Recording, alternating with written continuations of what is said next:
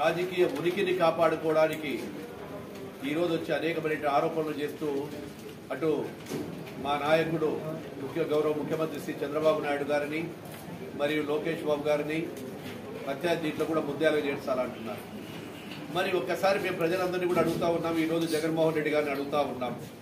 రాష్ట్రంలో జరిగిన మొత్తం 2686 హత్యలు జరిగినాయి ఈ యొక్క 5 ఏళ్ల కాలంలో. ఈ 2686 హత్యలలో మీకు ముద్దాయిలుగా చేయాలని కూడా మేము కూడా డిమాండ్ చేస్తా ఉన్నాం. మరి గత ప్రభుత్వంలో మీరున్నప్పుడు ఎన్నో రాజకీయ హత్యలు చేసి ఈ రాజకీయంలో ఈ యొక్క తెలుగుదేశం పార్టీని ఆ రోజు బంగాళాఖాతంలో కలపాలి, భూస్థాపితం చేయాలని చెప్పి నువ్వు మాట్లాడిన మాటలు ఒకసారి గుర్తు చేసుకోవాలని చెప్పి జగన్మోహన్ రెడ్డి గారిని కోరుతా ఉన్నారు. కేవలం ఆ రోజు మీరు అన్నారు మళ్ళీ వైనాట్ 175 అని చెప్పినప్పుడు ప్రజలు కేవలం 11 మందికే మీకు పెట్టి ఈరోజు ప్రజలు బుద్ధి చెప్పిన తర్వాత కూడా కేవలం 60 రోజులు కూడా కాలే, 60-65 రోజుల్లోనే ఎక్కడో జరిగిన 36 హత్యలు జరిగినాయని చెప్పారు మీరు. మరి మా నాయకుడు అసెంబ్లీ సాక్షిగా సవాలు విసిరినాము. ఎక్కడ ఎవరు హత్యలు జరిగాయో పేర్లు లిస్ట్ ఇవ్వమంటే జవాబు చెప్పలేకుండా అసెంబ్లీకే రాకుండా పారిపోయినటువంటి మీరు, మీకు ఒక రాజకీయ మాజీ ముఖ్యమంత్రికి కూడా అనర్హుడు అని చెప్పి చెప్తా ఉన్నా. ఎందుకంటే అసెంబ్లీ నుంచి నువ్వు పారిపోయినావు. ఆ రోజు మేము ఛాలెంజ్ చేశాము. ఈ యొక్క ప్రభుత్వం వచ్చిన తర్వాత, మా ప్రభుత్వం వచ్చిన తర్వాత 30 హత్యలకు పైన జరిగాయని చెప్పినప్పుడు ఛాలెంజ్ చేశాము. ఆ వివరాలు ఇవ్వండి అని నువ్వు చెప్పలేకుండా పోయావు. కేవలం నీ యొక్క పినతండ్రి చనిపోతే కూడా దాన్ని కూడా రాజకీయంగా మా మీద రక్త చరిత్ర నారాసుర హరి రక్తం అని చెప్పినోడివి. ఈరోజు వచ్చి నువ్వు ఈరోజు వేదాలు వదిలేస్తుంటే ప్రజలందరూ కూడా గమనిస్తా ఉన్నారు. మేము ఈరోజు ఒకటే చెప్తా ఉన్నాం, నీ జీవితం అంతా, మీ కుటుంబ జీవితం అంతా కూడా రక్త చరిత్రే. రక్త చరిత్ర కలిగిన ఒక నాయకుడు ఈరోజు మా నాయకుడిని చంద్రబాబు నాయుడు గారిని కానీ లోకేష్ బాబు గారి గారిని విమర్శించే హక్కే లేదు మీకు. మీ చరిత్ర వైఎస్ఆర్ పార్టీ చరిత్ర అంతా రాజకీయములకు వచ్చిన మొదటి రోజు నుంచే హత్యలు చేయిస్తూ, ఎక్కడ ఎన్నికలు జరిగినప్పుడు కూడా పంచాయతీ బోర్డు ఎన్నికలు కానీ స్థానిక సంస్థ ఎన్నికలు జరిగినప్పుడు ఎక్కడి వారిని వాళ్ళ మీద హత్యలు చేస్తాము బెదిరించుకుంటూ తర్వాత దౌర్జన్యాలకు పాల్పడి చేసినటువంటి వ్యక్తివి నువ్వా ఈరోజు మాట్లాడేది మా గురించి, మా తెలుగుదేశం పార్టీ గురించి, మా నాయకుడు చంద్రబాబు గురించి, లోకేష్ బాబు గురించి కూడా చెప్తా ఉన్నాం. ఈరోజు మా మీద చెప్పావు. మొట్టమొదటిగా బీసీలను హతమార్చావు. ఈరోజు దాదాపుగా బీసీలను 300 మందిని, ఎస్సీలు 192, ఎస్సీలు 58, మైనార్టీలు 11, మహిళలు, పార్టీ కార్యకర్తలు 79 మంది, ఇలా ఎన్ని పడితే అన్ని వేల మందిని చంపించినావే. మేము ఛాలెంజ్ చేసిన రోజు నువ్వు ఏ రోజున వస్తావా? ఈ రోజు మేము అడిగే నీ యొక్క ఛాలెంజ్ ఎప్పటికైనా మేము స్వీకరిస్తాం. మేము ఇన్ని హత్యలు జరిగినాయి. ఈరోజు మా అందరి మీద, ఇక్కడ పైన ఉండేటువంటి అందరి మీద కూడా అక్రమ కేసులు పెట్టావు, రౌడీ సీట్లు ఓపెన్ చేయించావు, అదేవిధంగా ఎస్సీ ఎస్టీ కేసులు పెట్టావు. నీకు పరిపాలన కూడా చేత కాని వాడివి. ఈ రోజు అసెంబ్లీలో ఎదుర్కోవాలంటే కూడా చేత కాకుండా పారిపోయిన వాడివి నువ్వు. కాబట్టి నీకు మాట్లాడే హక్కు కూడా లేదని చెప్తా ఉన్నాము. అదేవిధంగా ఈరోజు ఎక్కడో రాజకీయాలలో ఎక్కడో కొంతమందికి సంబంధం లేకుండా నీ కరపత్రికను అడ్డం పెట్టుకొని లేని హత్యలు కూడా చేసినట్టు వల్లవిస్తా ఉన్నావు.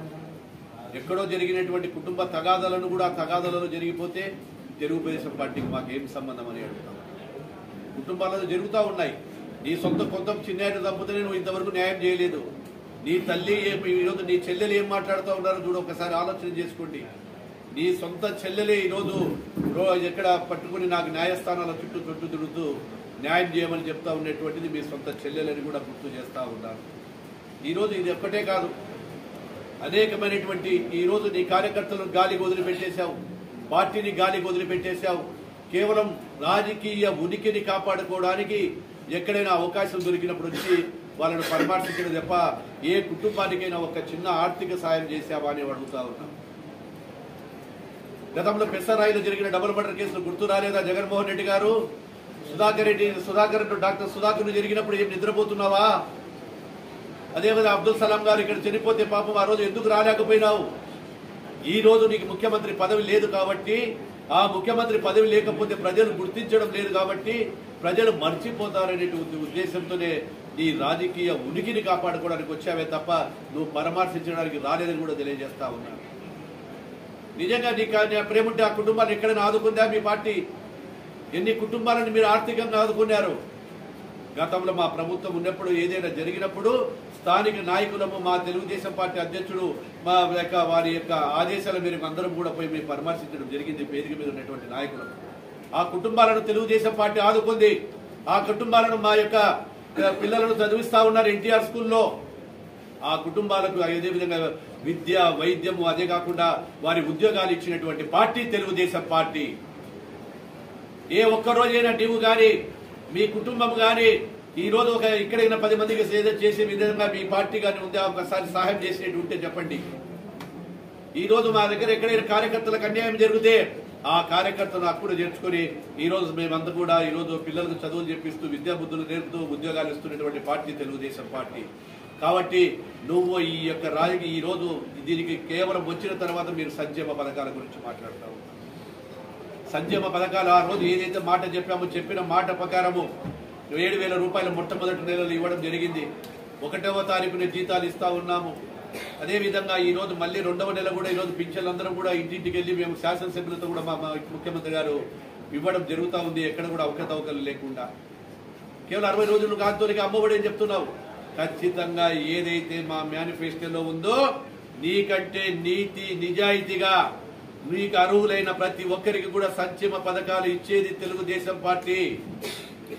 ఏదైతే ఆ రోజు మాట చెప్పినామో మాట ఇచ్చిన ప్రకారం ప్రతి సంక్షేమ పథకాన్ని కూడా ప్రజలకు తెలియజేస్తామని చెప్పి తెలియజేసుకుంటూ ఈ రోజు నీకు నైతికంగా మాట్లాడే హక్కు లేదని కూడా తెలియజేసుకుంటా ఉన్నాను.